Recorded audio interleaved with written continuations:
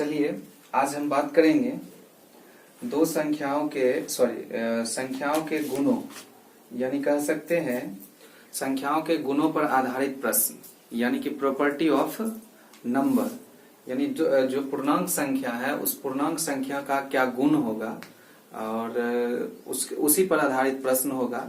ये थोड़ा सा समझने वाला टॉपिक होगा और देखिए कैसे है। संख्याओं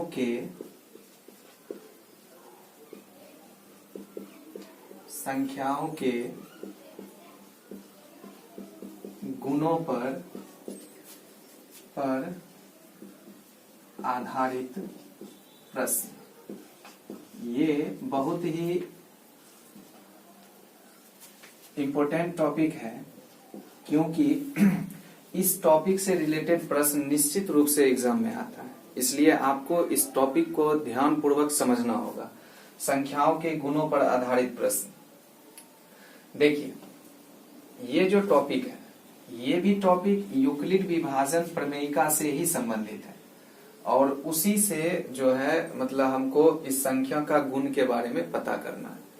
तो सबसे पहले आपको यूक्लिड विभाजन प्रमेयिका एक बार यहाँ पर हम ध्यान पूर्वक देखने के लिए कहेंगे कि ये क्या है। देखिए a बराबर बी क्यू प्लस आर, यहाँ जो लिखा गया है 0 से बड़ा या बराबर होगा r लेकिन b से छोटा। तो देखिए अगर कोई संख्या a है, कोई संख्या a है यानी कि कोई पूर्णांक है, धनात्मक पूर्णांक ही होगा, यूक्लिड विभाजन एल्गोरिथम धनात्मक पूर्णांक होता है और उस पूर्णांक में हम अगर b से भाग देंगे, किसी दूसरे पूर्णांक b से भाग देना यानी कि भाग देंगे, तो भाग देने पर शेष क्या आएगा इस पर आपको विशेष ध्यान देना है। शेष क्या क्या आ सकता है और वही जो है उस संख्या का व्यापक रूप भी कहलाता है। जब एक संख्या से दूसरे संख्या में भाग देंगे तो भाग देने पर जो शेष आता है उस शेष से ही इमेजिन किया जा सकता है कि वह संख्या कौन सा होगा। तो उसको जो है हम लोग समझेंगे यहाँ पर। जैसे एक बार देखिए यहाँ जितना भी बात लिखा जाएगा उसको आप लिखते जाएंगे बारी बारी से। जैसे एक नंबर में यदि कोई धनात्मक पूर्णांक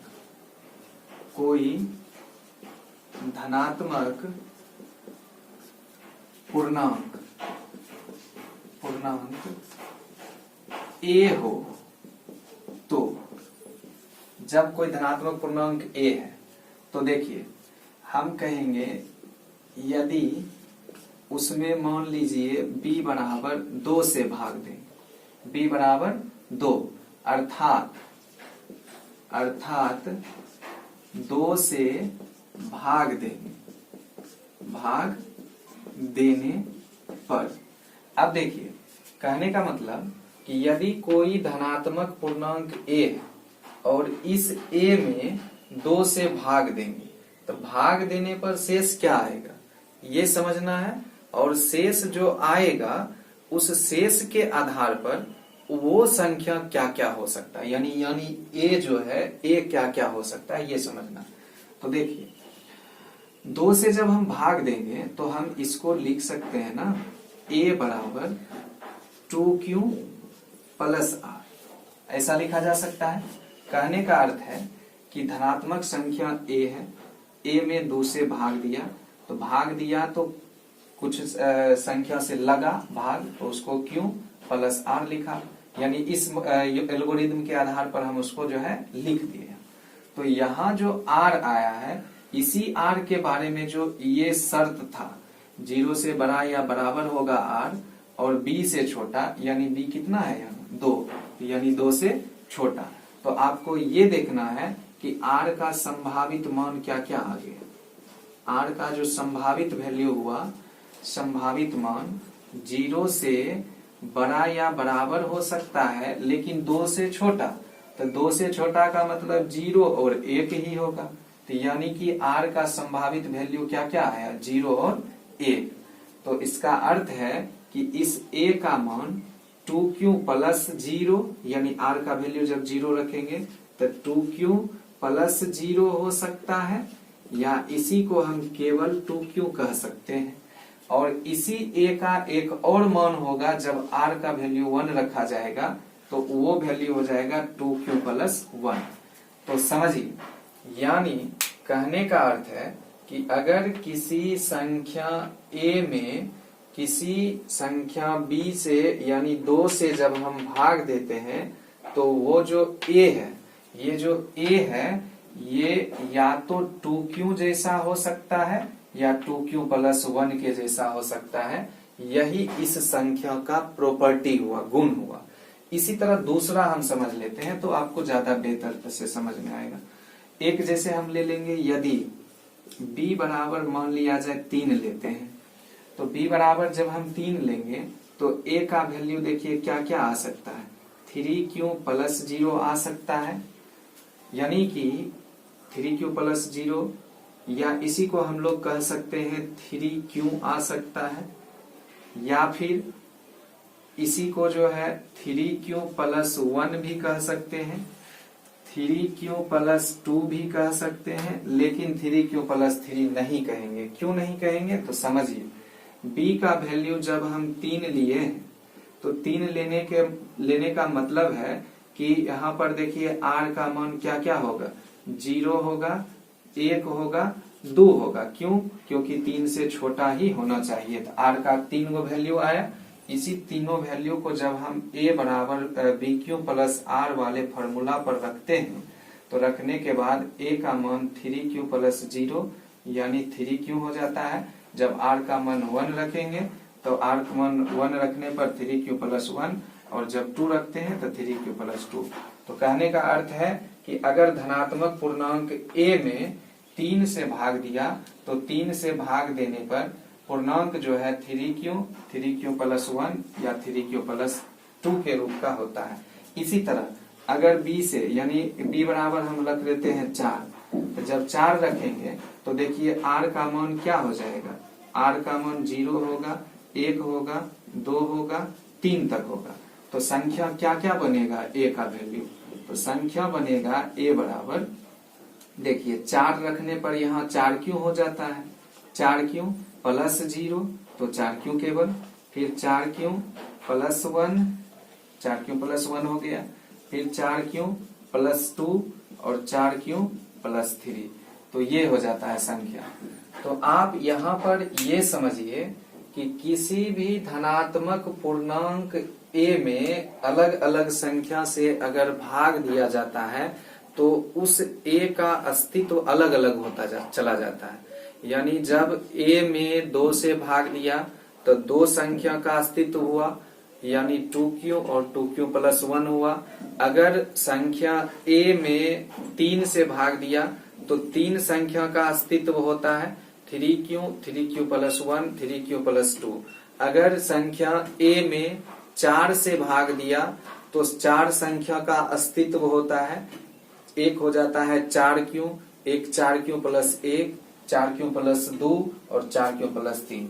इसी तरह जितना हम संख्या को बड़ा लेते जाएंगे तो उससे संख्या का अस्तित्व बड़ा होता जाएगा और नया नया संख्या का निर्माण होता जाएगा। तो कुल मिलाकर कहने का अर्थ है कि किसी भी संख्या के गुणों पर आधारित प्रश्न में आपको इसी तरह के प्रश्नों का ही चर्चा किया जाएगा, जिसमें बताया जाएगा कि अगर किसी संख्या a में किसी अन्य संख्या से भाग दिया जाए तो उस संख्या इस रूप का हो सकता है। कहने का अर्थ कि a में 2 से भाग दिया तो संख्या 2q और 2q प्लस 1 के रूप का होता है, ये आपको बताना होगा। a में 3 से भाग दिया तो संख्या 3q प्लस 1, 3q प्लस 2 के रूप का होता है, ये बताना पड़ेगा। और इसी तरह ये, तो इसको जो है आप ध्यान पूर्वक याद रखिए, और याद रहेगा तब इस पर आधारित प्रश्न जो है आपसे बनेगा। ये सारा का सारा प्रश्न संख्या के गुणों पर आधारित प्रश्न होता है। अब देखिए सवाल एग्जाम में किस तरह का आता है वो आपको हम यहाँ पर एक बताते हैं एग्जाम्पल लेकर, तो वो ज्यादा समझ में आएगा। लेकिन आपको ये वाला पहले जो है अच्छी प्रकार से एकदम बैठ करके ध्यान पूर्वक समझिए, समझने के बाद ही अगला जो प्रश्न होगा वो आसानी से बनेगा। प्रश्न आपको थोड़ा सा भी भारी नहीं लगेगा, एकदम आसानी से बना पाएंगे। जैसे एक प्रश्न लेते हैं हम और उसको साबित करते हैं ये कैसे होता है। देखिए प्रश्न होगा, मान लेते हैं एक क्वेश्चन, दर्शाइए कि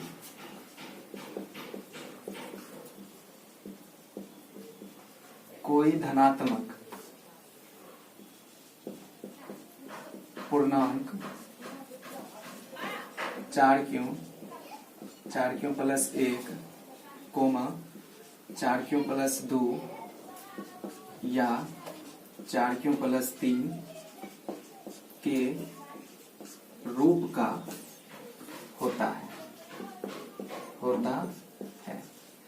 ये जो क्वेश्चन है ये बहुत ज्यादा इम्पोर्टेंट क्वेश्चन है, इसलिए आप इसको जो है याद भी कर लीजिएगा।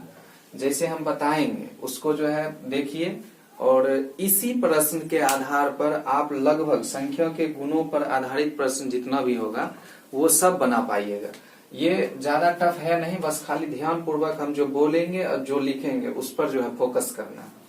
देखिए जब भी इस तरह का प्रश्न आए कि दर्शाएं कि कोई धनात्मक पूर्णांक 4 क्यों प्लस 1 4 प्लस 2 या 4 प्लस 3 के रूप का होता है, तो इसको जो है शुरुआत करेंगे इस प्रकार से, लिखेंगे माना कि धनात्मक पूर्णांक कहता है दर्शाने ऐसा, तो मानेंगे भी धनात्मक पूर्णांक। माना कि कोई धनात्मक पूर्णांक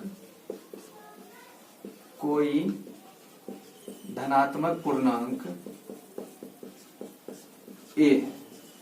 अब जो ही धनात्मक पूर्णांक ए है तो ए धनात्मक पूर्णांक को यूक्लिड विभाजन एल्गोरिथम के आधार पर हम क्या लिख सकते हैं, तो वो लिखेंगे यूक्लिड विभाजन एल्गोरिथम से, तब लिखेंगे। इसलिए यूक्लिड विभाजन एल्गोरिथम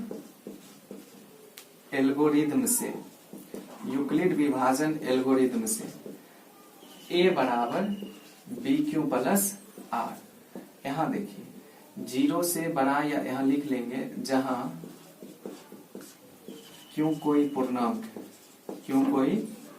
पूर्णांक है, ये आप समझ भी रहे हैं, तथा 0 से बड़ा या बराबर होगा आर, लेकिन बी से छोटा। अब देखिए हमको सिद्ध करने कहता है कि कोई धनात्मक पूर्णांक 4 क्यों प्लस 1 4 प्लस 2 या 4 प्लस 3 के रूप का होता है। तो अभी हम तुरंत बोले थे कि जितना से भाग दिया जाता है उसी से पता चलता है कि वो संख्या क्या क्या हो सकता है। तो अभी यहाँ 4 से भाग देना है, तो 4 से भाग दिया तब तो इतना संख्या बना। तो इसलिए हम क्या करेंगे, b का बराबर जो है 4 मान लेते हैं। यहाँ पर लिख लेंगे अपने मन से b बराबर 4 लेने पर। अब देखिए जब b का वैल्यू जब 4 लेते हैं तो बोलिए a बराबर क्या क्या बनेगा, a बराबर हो जाएगा 4q प्लस r। तो देखिए जब a बराबर 4q प्लस r हुआ तो हम कह सकते हैं ना 0 से बड़ा या बराबर होगा r। अब कहता था b से छोटा, तो b कितना लिया गया है 4, तो 4 से छोटा।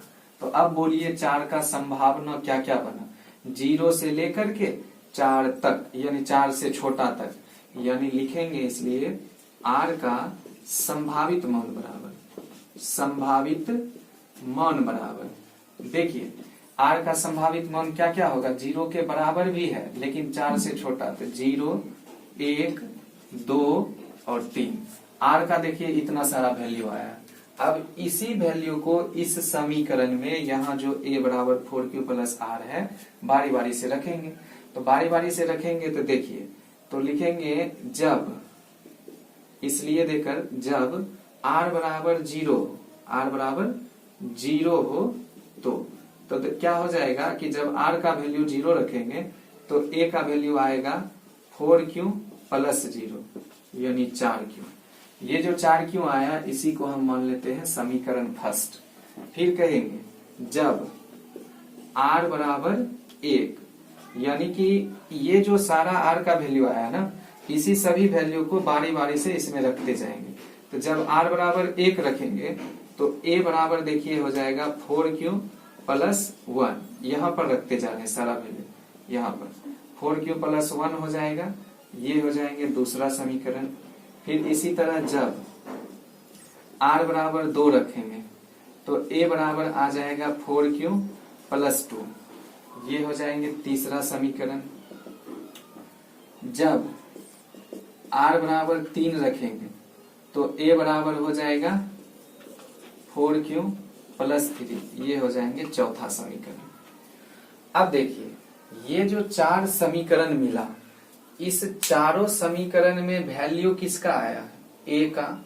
एक में आया 4q, एक में आया 4q प्लस 1, एक में आया 4q प्लस 2, एक में आया 4q प्लस 3। अब इस चारों a का जो वैल्यू है, इस वैल्यू में देखिए जो हमको साबित करना था वही चीज आ चुका है। तो इसी चारों वैल्यू को ही ना हम धनात्मक पूर्णांक a माने हुए, तो हम सिर्फ यहाँ पर लिख देंगे, इसलिए समीकरण फर्स्ट, सेकेंड, थर्ड एवं 4 से स्पष्ट है कि कोई भी धनात्मक पूर्णांक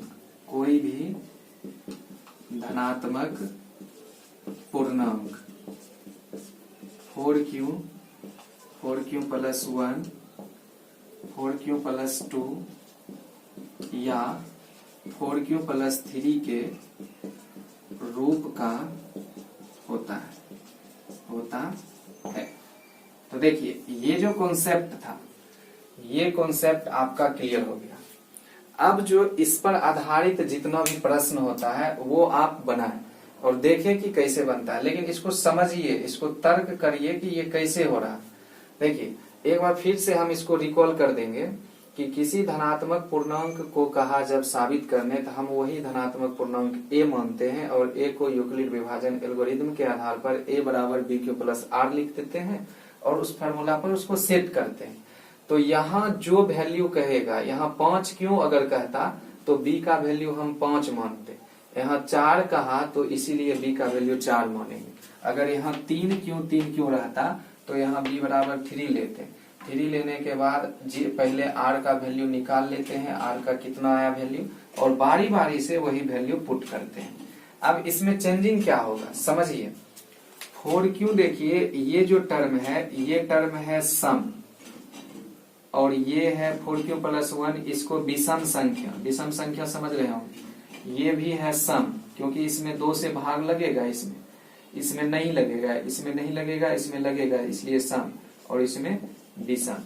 तो अगर प्रश्न में सम विषम की चर्चा कर दे कि यानी कि सिद्ध करें कि कोई धनात्मक सम पूर्णांक 4q और 4q प्लस 2 के रूप का होता है, तब ये दोनों नहीं देगा। तो जब 4q और 4q प्लस 2 के रूप का देगा तो आपको यही करना है, सारा प्रक्रिया, सारा काम यही करना है। बस यहाँ जो केवल कथन लिखते हैं उसमें बदलाव करना है। यहाँ कथन में सम देखिए किस किस समीकरण में है, फर्स्ट और थर्ड में है, तो यहाँ लिख देंगे इसलिए समीकरण फर्स्ट और थर्ड से स्पष्ट है कि कोई भी धनात्मक पूर्णांक 4q, धनात्मक सम पूर्णांक 4q और 4q प्लस 2 के रूप का होता है। अगर विषम कहेगा तो विषम में सेकेंड और 4 में आया है विषम, तो यहाँ पर चेंज कर देना, लैंग्वेज केवल यहाँ पर ही चेंज करना है और कोई अंतर इसमें नहीं है। तो इस तरह का ही प्रश्न एग्जाम में पूछा जाता है और इसको आप ध्यान पूर्वक अच्छे तरीके से याद रखिए और इस पर प्रैक्टिस करिए। जहां तक संभव हो याद कर लें इसको और याद करें, क्योंकि एग्जाम की दृष्टि से बहुत ज्यादा इंपोर्टेंट क्वेश्चन है। तो अब जो है हम एक्सरसाइज से संबंधित बात भी चर्चा करेंगे। ये जो आज तक हम पढ़े हैं अभी तक, ये आपका कॉन्सेप्ट भी था और एक एक उदाहरण भी था। अब हम एनसीईआरटी का बुक लेंगे और एनसीईआरटी के बुक से प्रत्येक क्वेश्चन को सॉल्व करेंगे, तो आसानी से आपको समझ में आएगा। प्रथम यानी पहला एक्सरसाइज, तो देखिए हम अब जो है एनसीईआरटी के बुक का पहला लेसन लेते हैं, जिसमें से देख लेते हैं क्या क्या है। पहले इसको मिटा लेते हैं।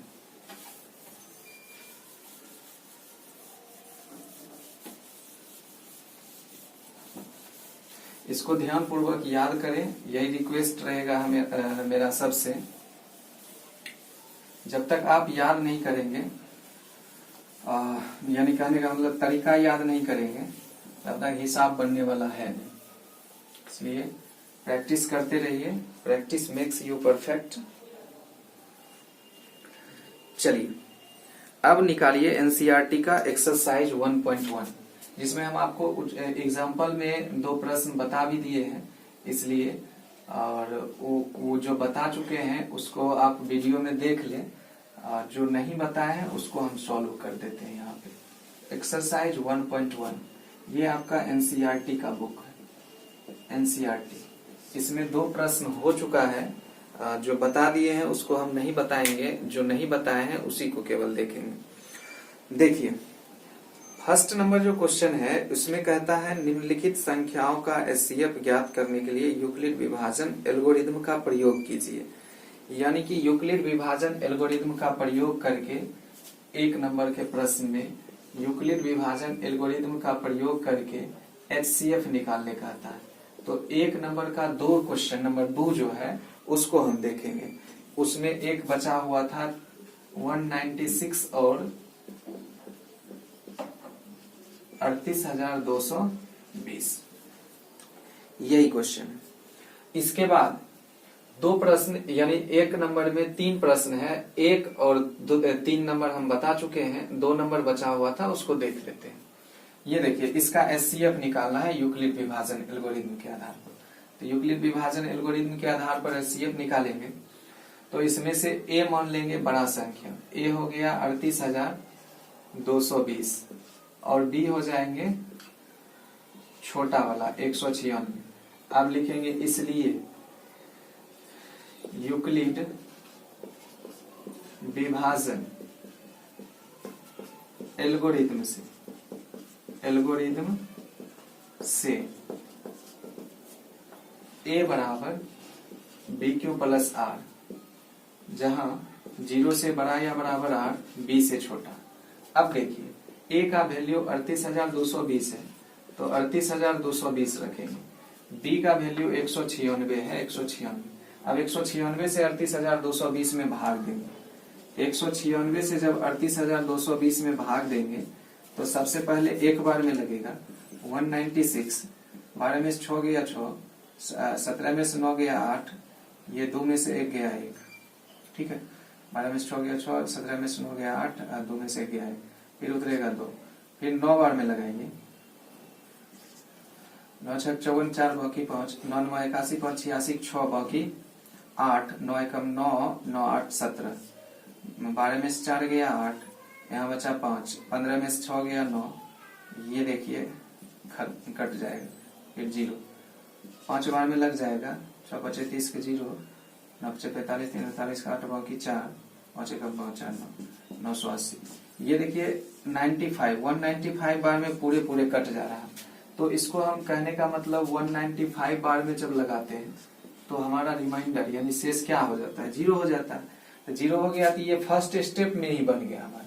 फर्स्ट स्टेप में ही हम किससे भाग दिए, 196 से ना, तो लिख लेंगे इसलिए एचसीएफ इक्वल टू, यानी एचसीएफ जो हो जाएगा 196, 38,220, इसका एचसीएफ आपका आ गया कितना 196, क्योंकि पहला बार में ही भाग दिए 196 से पूरा भाग लग जाता है, तो ये हमारा एचसीएफ।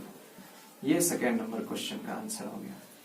अब इसी पर इसके बाद अगला आता है प्रश्न 2 नंबर का, देख लेते हैं 2 नंबर प्रश्न क्या है। 2 नंबर प्रश्न है, इसको मिटा देते हैं सबसे पहले।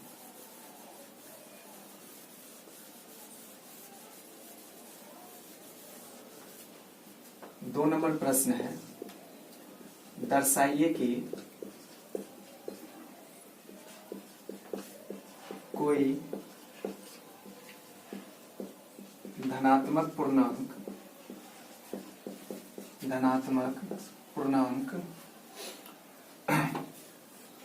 विषम पूर्णांक है, सही, हाँ विषम पूर्णांक, धनात्मक विषम पूर्णांक 6q + 1, 6q + 3 और 6q + 5 के रूप का होता है। देखिए ये क्वेश्चन आप परिचित भी हैं, इसका उदाहरण हम दे चुके हैं, तो ये ज्यादा टफ है नहीं। जैसे हम पिछले कुछ देर पहले हम बताए थे संख्या पर आधारित प्रश्न का एग्जाम्पल, उसी पर आधारित ये भी है। यहाँ केवल अंतर क्या कर दिया है, विषम पूर्णक, हम वहां भी चर्चा किए थे, उसी तरह बनाएंगे। इसको लिखेंगे माना कि कोई धनात्मक पूर्णांक a है। फिर लिखेंगे इसलिए यूक्लिड विभाजन एल्गोरिथम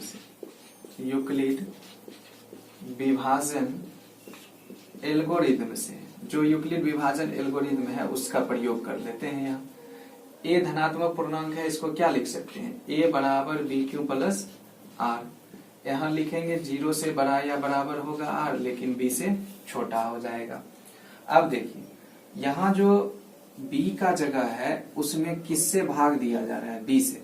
b का वैल्यू क्या है, 6 है, तो इसलिए हम यहाँ पर लिखेंगे b बराबर 6 लेने पर।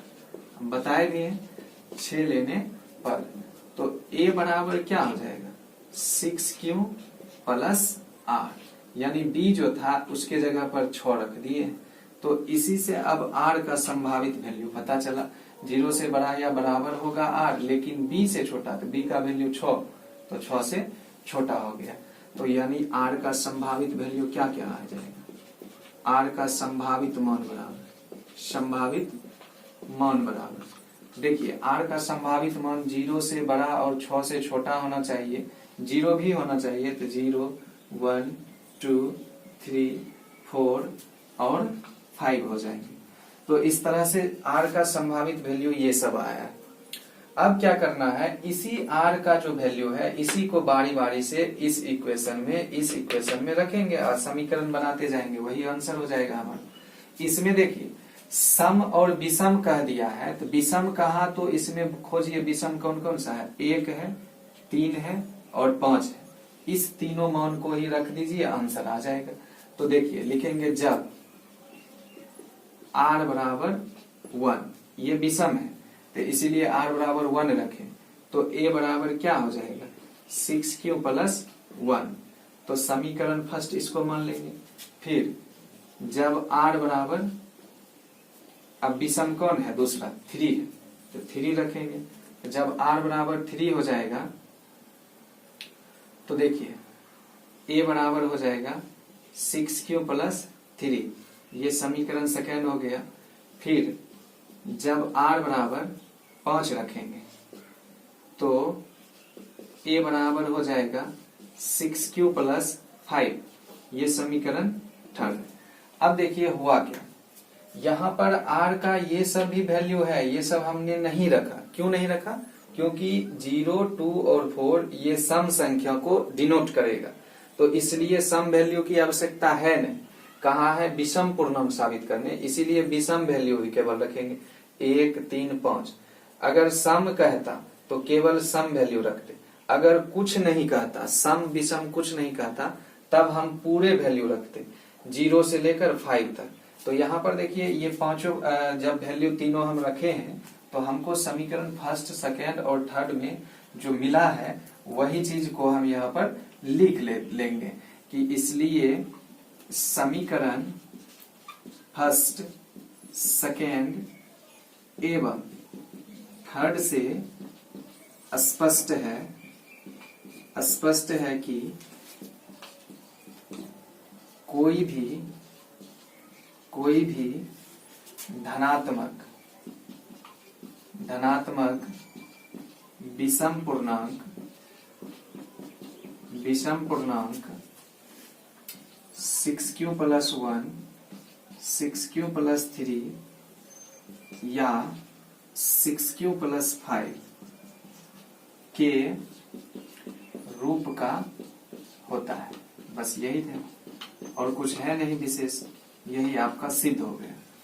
तो अगर इसमें आप पहले भी चर्चा किए हैं, सम रहता तो सम वाला वैल्यू रखेंगे, विषम रहेगा तो विषम वाला वैल्यू रखेंगे, अगर कुछ नहीं रहे खाली धनात्मक पूर्णांक रहे तो पूर्णांक वाला रखेंगे। अब इसी से ये 2 नंबर प्रश्न का हल हो गया। आप इसको लिख लेंगे। लिखने के बाद इसको याद भी करिए, क्योंकि ये इंपॉर्टेंट क्वेश्चन है, बहुत ज्यादा इंपॉर्टेंट है, एग्जाम में निश्चित रूप से आता है ये वाला प्रश्न, इसलिए आप इसको प्रैक्टिस करते रहिए बार बार।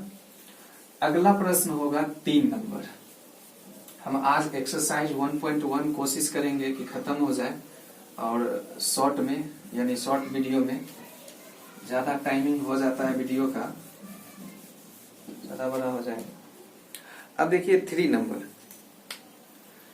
3 नंबर प्रश्न जो है इसमें क्या है कि किसी परेड में 616 सदस्यों वाली एक सेना की टुकड़ी को 32 सदस्यों वाली एक परेड के एक आर्मी बैंड के पीछे मार्च कराना है। दोनों को समान संख्या वाले स्तंभों में मार्च करना है, तो स्तंभों की अधिकतम संख्या क्या है जिसमें वे मार्च कर सकते हैं। तो हम क्वेश्चन बोल चुके हैं, उसको आप सुनकर भी लिख सकते हैं, इसलिए हम यहाँ डायरेक्ट केवल आंसर ही लिखेंगे। देखिए कहता क्या है कि किसी परेड है, यानी कोई परेड हो रहा है जिसमें कि आर्मी का टुकड़ा है और एक दूसरा टुकड़ा है 32 सदस्य वाला, एक 32 सदस्य वाला टुकड़ा है और एक 616 सदस्य वाला आर्मी के सदस्य का, दोनों को जो है एक साथ जो है परेड करवाना है। तो परेड करवाने के दरमियान जो है दोनों सदस्य को इस प्रकार लाइन में लगाना है, ताकि जितना लाइन होगा उतना ही उसमें यानी कि आदमी भी होना चाहिए एक लाइन में। तो इसलिए कहता है कि अधिकतम संख्या क्या होगा स्तंभों की। स्तंभ मने हो गया कि एक तरह से कि जो लाइन बना रहा है उस लाइन की कितनी संख्या होगा।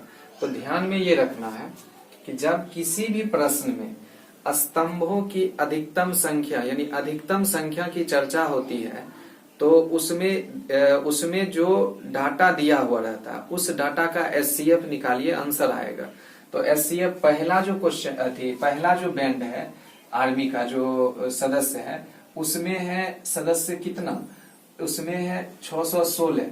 तो लिख लेंगे चूंकि ए बराबर 616 तथा दूसरा जो आर्मी का सदस्य है बी बराबर कितना दिया हुआ है, बी बराबर दिया हुआ है 32। अब देखिए इस दोनों सदस्य को ए आर्मी और बी आर्मी दोनों के जो सदस्य हैं, इस दोनों को क्या करेंगे, तो इस दोनों का जो सदस्य होना चाहिए एक निश्चित नियम का पालन करे। तो निश्चित नियम का पालन करने का मतलब एक लाइन में इससे जितना सदस्य होगा उतना, इससे जितना सदस्य होगा पहला लाइन में उतना ही सदस्य हर लाइन में भी होना चाहिए। तो इसलिए क्या करना है कि इस दोनों का एचसीएफ निकालना। एचसीएफ का अर्थ होता है कि वह बड़ी से बड़ी संख्या जो दोनों को बराबर बराबर भाग में बांटे, यानी कि दोनों को बांट सके, जो दोनों को यानी कि ए है और बी है, ए और बी को जब हम बी का एचसीएफ निकालेंगे तो एचसीएफ इस दोनों संख्या को डिवाइड करेगा, डिवाइड एक नियम के अनुसार करेगा, इसलिए इस दोनों का एचसीएफ निकालेंगे। ए बराबर हो जाएगा ना, अब यूक्लिड विभाजन लगा दीजिए, यूक्लिड विभाजन एल्गोरिथम से ही एचसीएफ निकालना है। यहाँ पर यहाँ जो है अब बचपन वाला जो बात होता है एचसीएफ का वो खत्म हो जाता है, यहाँ पर इसी विधि से एचसीएफ निकालना होगा। ए बराबर बी क्यू प्लस आर हो जाएगा, 0 से बड़ा या बराबर होगा आर, लेकिन बी से छोटा। तो देखिए ए का मान 616 हो गया बराबर बी का मान हो जाएगा 32। अब 32 से लगाइए भाग 616 में, 616 में भाग देंगे 32 से तो कितने बार में लगेगा 8, 5 बार में नहीं लगेगा, 6 बार में, 9 बार में नहीं, 1 बार में लगाइए सबसे पहले 32। 11 में से 2 गया 9, 5 में से 3 गया 2, अब उतरेगा 6, फिर अब लगेगा 8 बार में, 9 बार में, 27, हाँ 8-9 बार में लग जाएगा। 9 दूना 18 का 8 बाकी 1, 9 27 1 28, 16 में से 8 गया 8, 8 में से 8 खत्म, यानी शेष 8 बचा। तो देखिए 32 गुना 19 प्लस 8 बचा है शेष 8। अब फिर इस 32 को यहाँ रखेंगे और 8 को यहाँ रखेंगे, तो देखिए 4 बार में लग जाएगा, शेष बच जाएगा 0, यानी कि ये। तो लिखेंगे इसलिए HCF ऑफ 616 32 बराबर 8। 8 जो एचसीएफ आया यही बताएगा कि स्तंभ की संख्या कितना, यानी कि स्तंभ जो है 8 स्तंभ बनाया है आर्मी का। जो ये क्या कहते हैं परेड जो होगा उसमें 8 लाइन बनाया है, और 8 लाइन बनाने में एक लाइन में इसका कुछ सदस्य होगा, कुछ सदस्य इसका होगा, यही है। अब देखिए लिख लेंगे यहाँ, इसलिए स्तंभों की अधिकतम संख्या बराबर 8, यही आंसर हो गया। तो इस प्रकार तीसरा प्रश्न हो जाता है। अब आया है चौथा देखेंगे 4 नंबर प्रश्न, इसको मिटा देते हैं।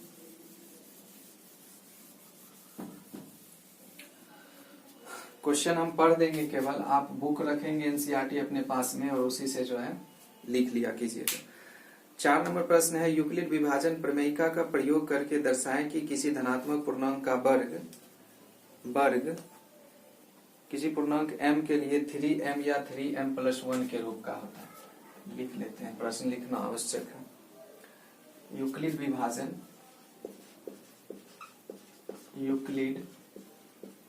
विभाजन प्रमेयिका का प्रयोग करके दर्शाएं कि किसी धनात्मक पूर्णांक का वर्ग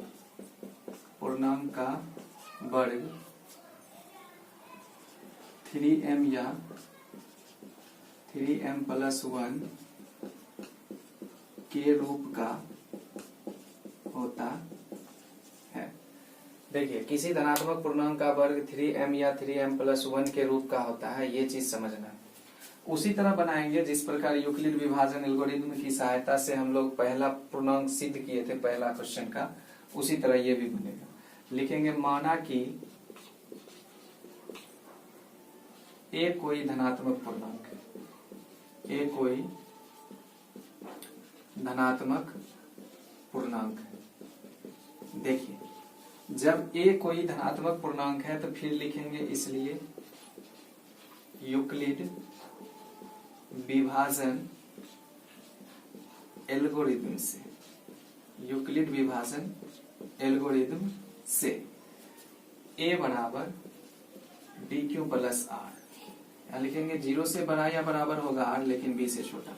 अब देखिए धनात्मक पूर्णांक का वर्ग लाना है 3, तो यहाँ जो b है b के जगह पर वैल्यू आया है 3, तो हम b बराबर 3 ले सकते हैं। अब एक चीज यहाँ पर समझिएगा, अगर इस तरह का वर्ग वाला कोई भी प्रश्न पूछे जिसमें जैसे कि कह सकता था आपको 4m या 4m+1 के भी रूप का होता है, तो यहाँ b बराबर 4 ले सकते हैं।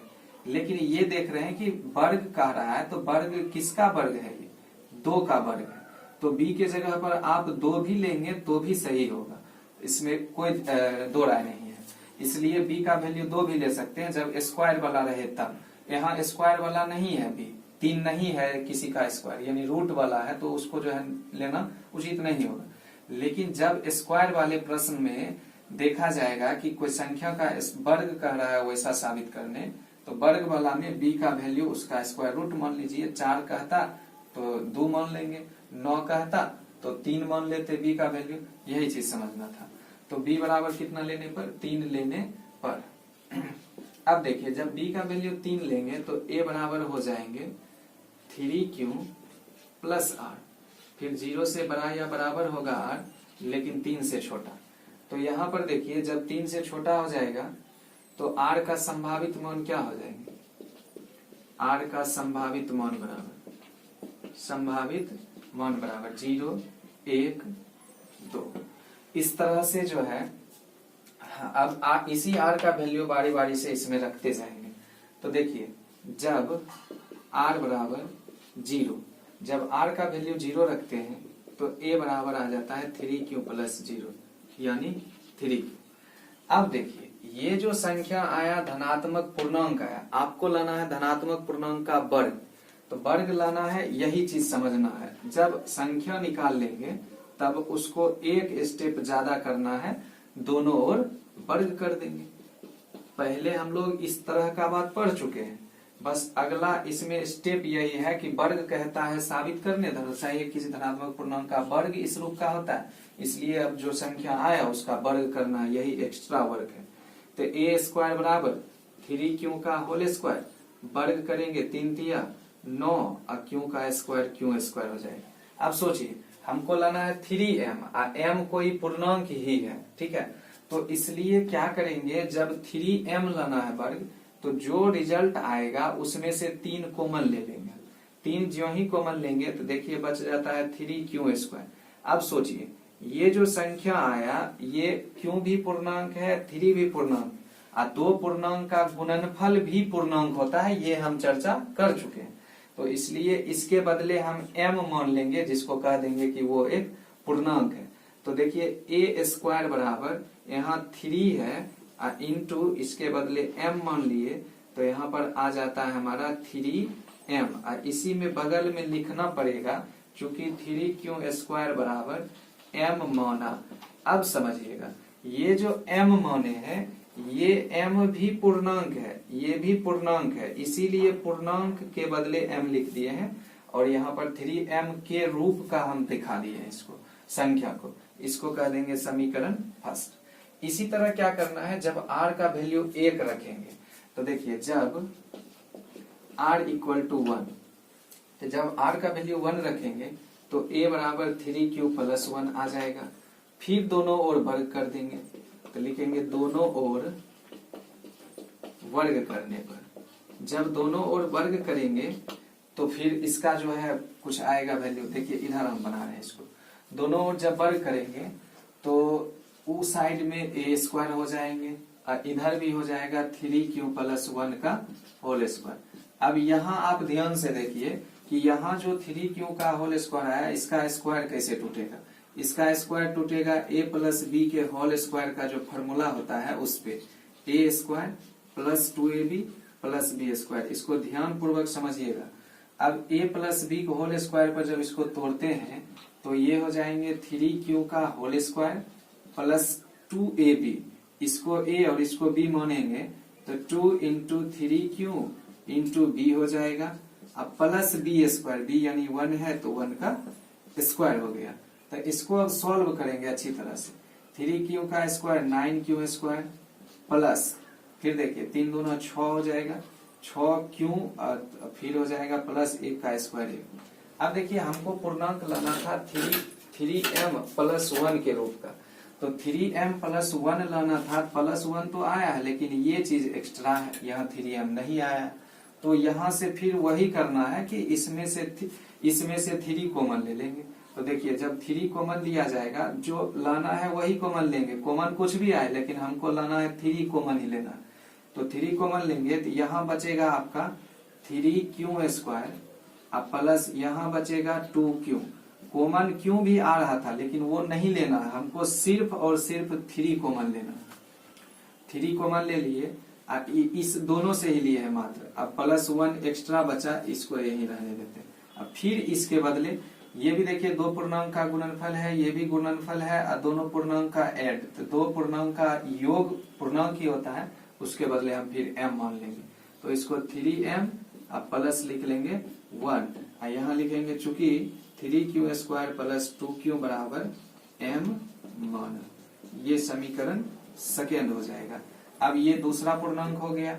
फिर इसी तरह जब r का वैल्यू अगला 2 रखेंगे तो यहाँ पर लिखना होगा जब r बराबर 2, तो r बराबर जब 2 रखेंगे तो फिर अगला चीज हमारा प्रूफ हो जाएगा, a बराबर 3q प्लस 2, फिर दोनों ओर वर्ग करेंगे, दोनों ओर वर्ग करने पर देखिए वही चीज लाना है, इधर जब वर्ग करेंगे तो a square equal to 3q plus 2 का होल स्क्वायर, और फिर इसको a और इसको b मानकर a प्लस b को होल स्क्वायर पर तोड़ेंगे, तो देखिए 3q का स्क्वायर 9q स्क्वायर हो जाएगा प्लस 2ab, 2 दूना 4, 4 तिया 12q हो जाएगा, अब प्लस 2 दूना 4। अब देखिए ना ही यहाँ 1 है और ना ही यहाँ 0 है, 0 रहता तो 3m होता, 1 रहता तो 3m प्लस 1 होता, लेकिन यहाँ ना ही 1 है ना ही 0 है, तो करना क्या है, तो इसमें से 1 को छांटना है, अलग करना है, उसके बाद कॉमन लेंगे। तो देखिए इसको क्या लिखेंगे, 9q² अब प्लस 12q अब प्लस 4 को लिख लेंगे 3 प्लस 1, ये 1 अब अलग हो गया, अब इससे 3 कॉमन ले लेंगे। 3 जब कॉमन लेंगे तो देखिए 3 यहाँ हो जाएगा 3q² प्लस 4q, यहाँ से 3 गया तो 1 बचा, और e प्लस 1 को एक्स्ट्रा बाहर में छोड़ देंगे, देखिए 1 आ गया प्लस में। अब इसके बदले फिर m मान लेंगे, तो इसको लिखा जाएगा, यहीं बगल में लिख देते हैं 3m प्लस 1, और इसको मान लेंगे चूंकि 3q² plus 4q plus 1 equal to m माना, इसको जो है समीकरण हम लोग थर्ड मान लेते हैं। अब देखिए समीकरण फर्स्ट में जो आया 3m, सेकेंड में जो आया 3m प्लस 1, और थर्ड में भी आया है 3m प्लस 1, तो इसी बात को वहां पर केवल लिख देना है कि किस, यहाँ मिटा देते हैं इसको,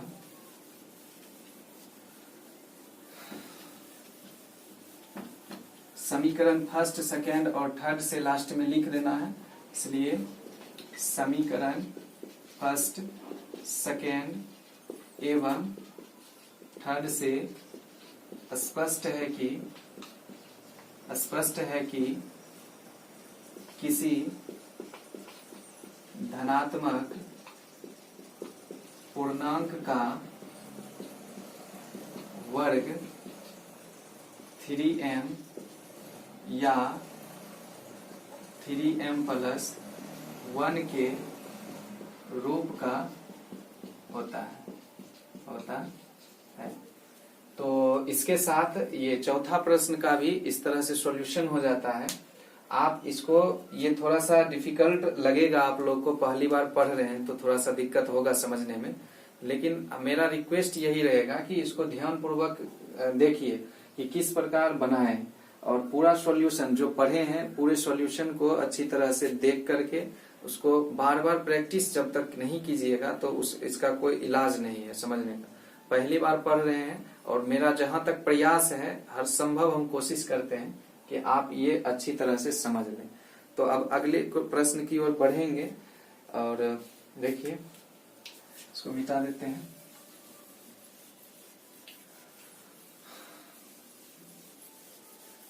आज का क्लास बहुत ज्यादा लंबा हो गया क्योंकि क्लास जो है क्वेश्चन बहुत ज्यादा था, इसलिए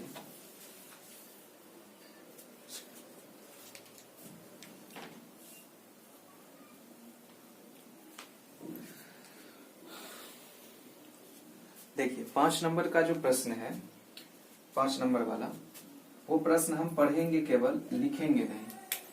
और आप जो है सुन करके उसको एनसीईआरटी का बुक अपने पास में रखा कीजिए, और क्वेश्चन नंबर केवल लिखने के बाद होगा क्या कि मेरा थोड़ा सा वीडियो छोटा बनेगा, ये तो बहुत बड़ा वीडियो बन जा रहा है।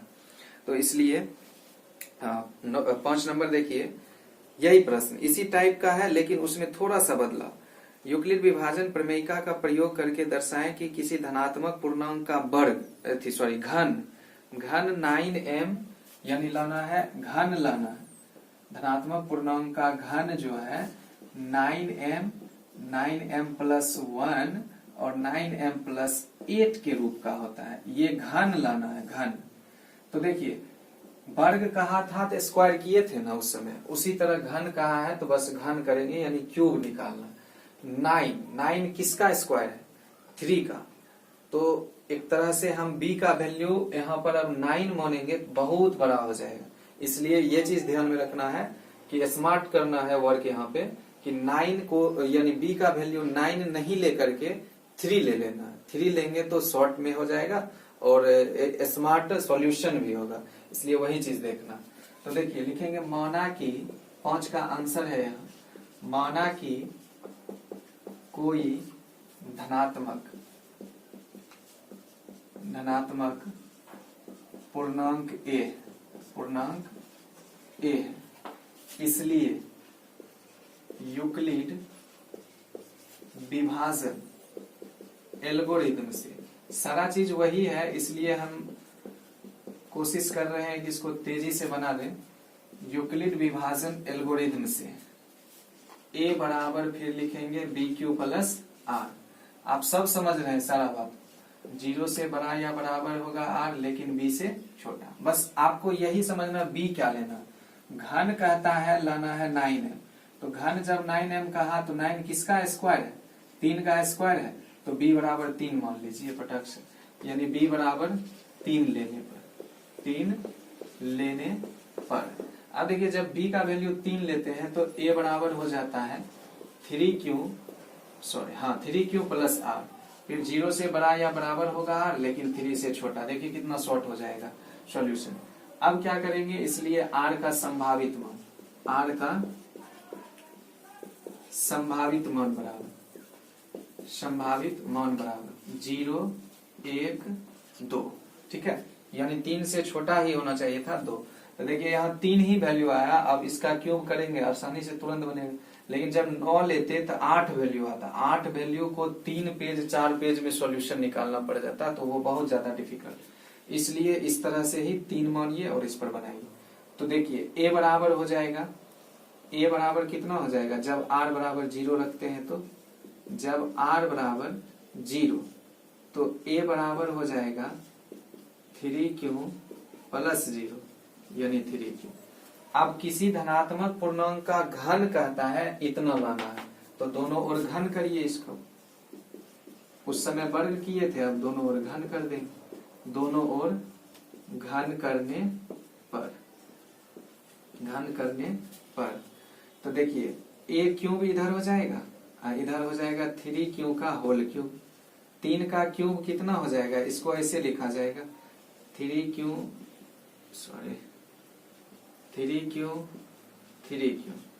होल क्यूब का ये मतलब 3 दिया 9, 9 दिया 27, यानी कि आ जाएंगे 27 क्यों 3 बार क्यों, तो क्यों पर पावर 3। अब इसमें हमको लाना था 9m। उस समय जैसे हम कॉमन लेते थे उसी तरह यहाँ भी कॉमन लेना।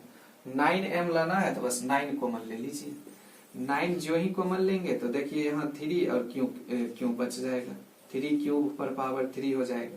अब देखिए ये जो आया ये भी तो पूर्णांक है और m को भी हम पूर्णांक मान लेंगे, तो इसीलिए यहाँ पर हम बराबर देकर लिखेंगे 9 और इसके बदले m माना जाएगा।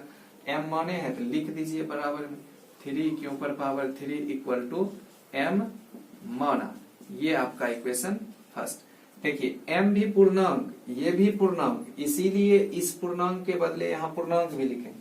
यानी m कोई भी चीज हो सकता है, 1, 2, 3, 4, 5 में से कोई धनात्मक केवल होना चाहिए। अब फिर देखिए पुनः अगला r का वैल्यू कहता है 1। जब r का वैल्यू 1 रखेंगे तो a बराबर 3q प्लस 1। अब देखिए ये जो आया 3q प्लस 1, अब इसको भी दोनों ओर घन कर देंगे।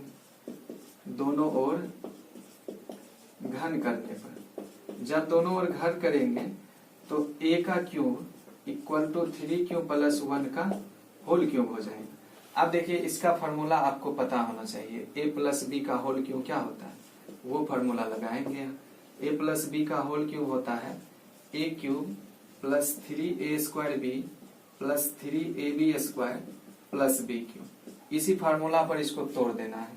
तो देखिए 3 का क्यूब करना है, इसको एक बार सेट कर देते हैं। 3q का whole cube plus 3a square, a का वैल्यू इतना है तो 3q का होल स्क्वायर इंटू b का value 1 plus 3ab square, 3a का value 3q into b square यानी 1 का स्क्वायर प्लस bq यानी 1 का क्यूब।